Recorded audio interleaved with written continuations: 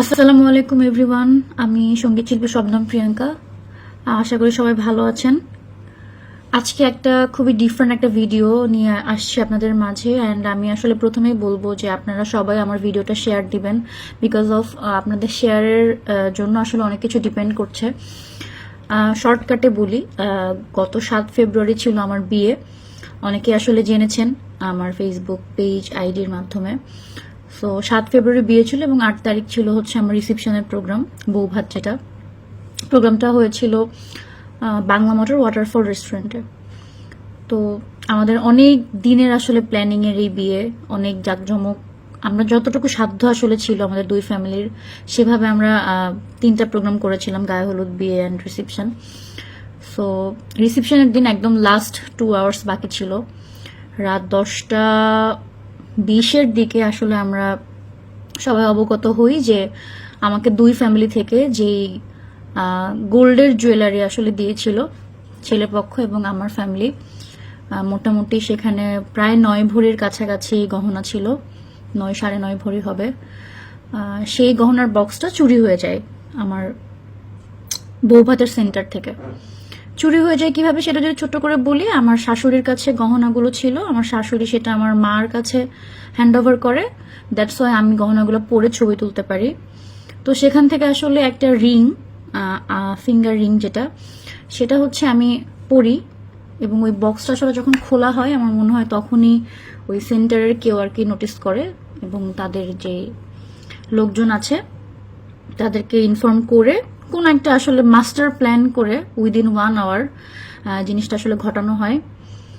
আমার রিংটা আসলে পরির হয়তো 9টা 20 বা 30 এর মধ্যে, অ্যান্ড চোর 10টা 5-এ ঢুকে 10টা 17-র মধ্যে পুরো গোল্ডের জুয়েলারি বক্সটা নিয়ে চলে যায়। অ্যান্ড আমরা আসলে সিসিটিভি ফুটেজে যতটুকু দেখতে পাচ্ছি যে তার মাস্ক পরা ছিল, হিজাব পরা ছিল উনি, আর জুয়েলারি বক্সটা নিয়ে খুব দ্রুত গতিতে সে বের হয়ে যায়। জাস্ট এতটুকুই দেখা গিয়েছে। অ্যান্ড সবচেয়ে অ্যালার্মিং যে বিষয়টা সেটা হচ্ছে যেখান থেকে অ্যাকচুয়ালি উনি চুরি করেছে, যে চেয়ারটা থেকে, সেখানে ওই ফ্রন্টের সাইডটাতে আসলে কোনো সিসি ক্যামেরা দেখা যায়নি। সিসি ক্যামেরা ছিল, বাট রেস্টুরেন্ট কর্তৃপক্ষ বলেছে যে ওই জায়গাটাতে ইভেন্টের যে একটা স্টেজ হয়েছিল ইভেন্টের পক্ষ থেকে, সেখানে ফুল দিয়ে সেই সিসি ক্যামেরাটা ঢাকা পড়ে গিয়েছে।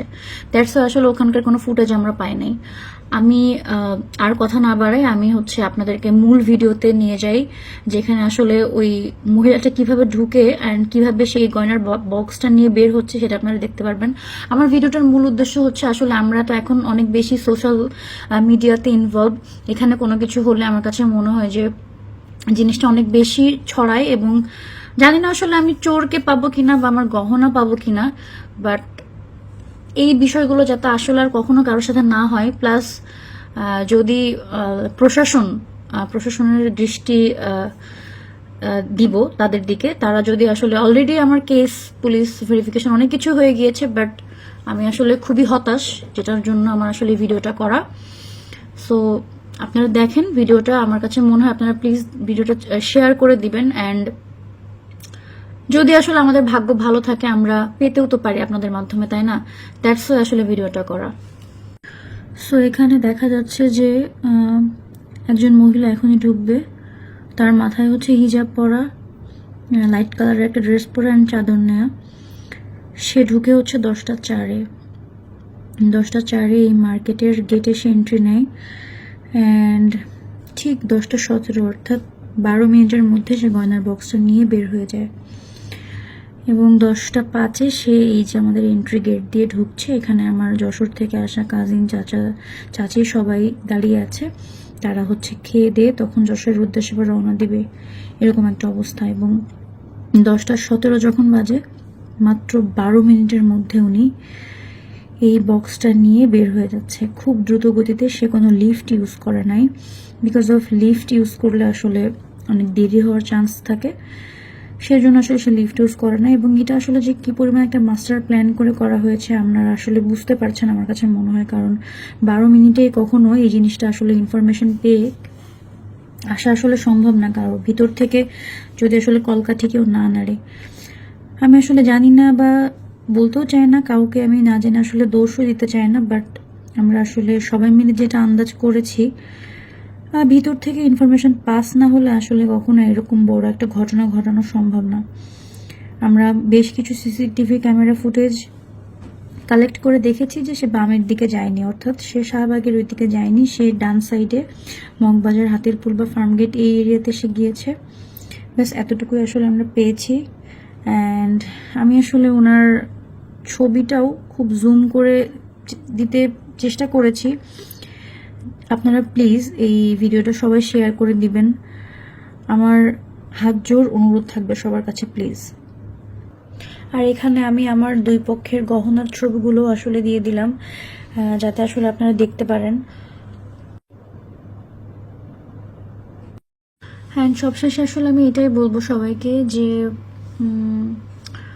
আমার পেজে যখন আমি একটা গান আপলোড করি তখন সেটা মিলিয়ন মিলিয়ন ভিউজ হয়ে যায়। আমি জানি না আসলে আমি আমার এই গহনা ফেরত পাবো কিনা, অ্যান্ড আমার বিয়ের গহনা যেটা আসলে আমি 2 ঘন্টাও পরি নাই, এতগুলো গহনা আলহামদুলিল্লাহ।